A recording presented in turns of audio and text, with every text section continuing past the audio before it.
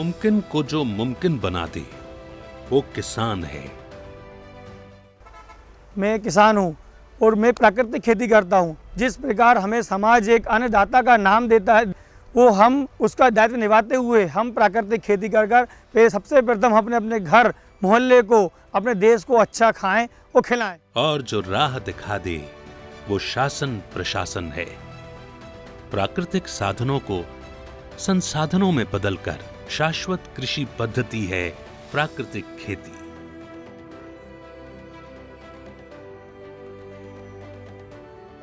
रसायन मुक्त, पशुधन पर केंद्रित, कम लागत, बिजली पानी का सीमित मात्रा में प्रयोग, मृदा की रक्षा, पोषक तत्वों का संरक्षण।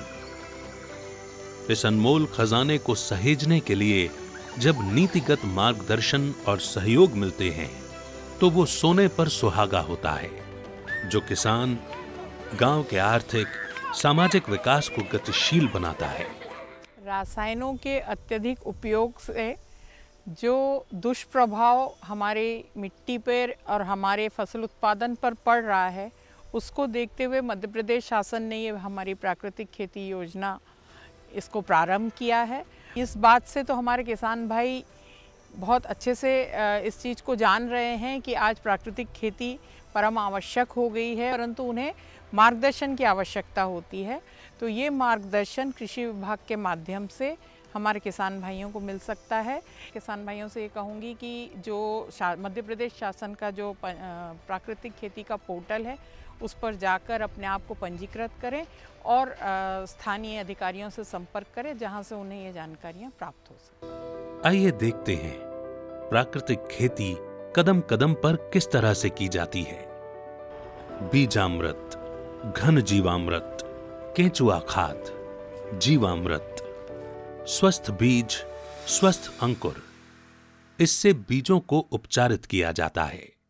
देशी गाय का गोबर, गौमूत्र, चूना या खली, पानी, खेत की मिट्टी को निर्धारित अनुपात में मिलाकर 24 घंटे पानी में डालकर 2 बार घोलकर बीजों पर डाला जाता है। तब निकलता है स्वस्थ अंकुर, और इसके लिए जरूरी होती है मिट्टी की उर्वरकता।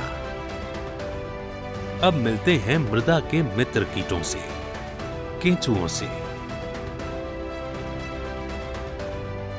ये मिट्टी को पुनर्जीवन प्रदान करते हैं। इनसे बनी खाद पोषक तत्वों का भंडार होती है।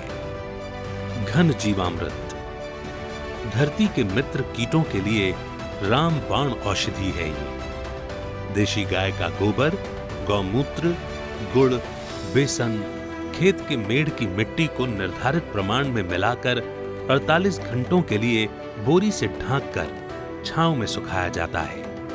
अच्छी तरह सूखा घन जीवामृत खेतों की मिट्टी में छिड़ककर खेत जोतने का कार्य किया जाता है। जीवामृत अंकुरण को स्वस्थ रखने के लिए इसका प्रयोग करते हैं। देशी गाय का गोबर, गौमूत्र, पेड़ के नीचे की मिट्टी, गुड़, बेसन, मूंग, उड़द, तुअर या चने का आटा पानी को निर्धारित प्रमाण में मिलाकर 48 घंटे बाद सिंचाई के साथ टपक विधि से प्रयोग में लाते हैं। 15 दिनों तक इसका उपयोग किया जा सकता है। मछली पालन तालाब खेतों में पानी, खाद की जरूरतों को पूरा करता है। मछली पालने के लिए बनाया गया ये तालाब मछली के साथ साथ तालाब के बचे पानी से सिंचाई और नीचे की गाद को खाद के रूप में काम में लिया जाता है।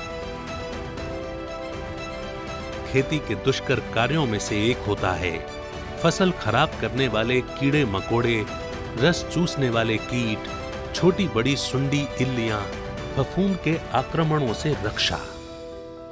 लेकिन अब इनकी भी फौज तैयार है। नीमास्त्र, ब्रह्मास्त्र, अग्नियास्त्र, फंगिसाइड, दशपर्णी अर्क, 5 पत्ती काढ़ा। फसल काटने के बाद जरूरी होता है खेत को अगली फसल के लिए तैयार करना। तब काम आती है फसल अवशेषों के लिए तैयार ये कैप्सूल। किसान भाई नरवाई न जलाएं, उसके बजाय इस एक्सेल डिकम्पोजर कैप्सूल का उपयोग करें। एक्सेल डिकम्पोजर कैप्सूल हमारी आत्मा परियोजना एवं भारतीय मृदा विज्ञान संस्थान नबीबाग द्वारा तैयार किया गया है।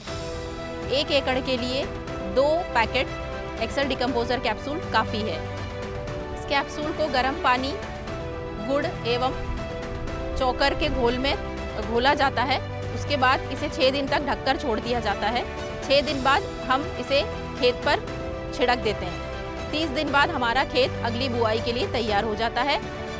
बीज उपचार से कटाई तक हर अवस्था में प्रकृति का साथ, उसके प्रदत्त अमूल्य साधनों का प्रयोग स्वस्थ अनाज से स्वस्थ समाज का मार्ग पुख्ता करता है।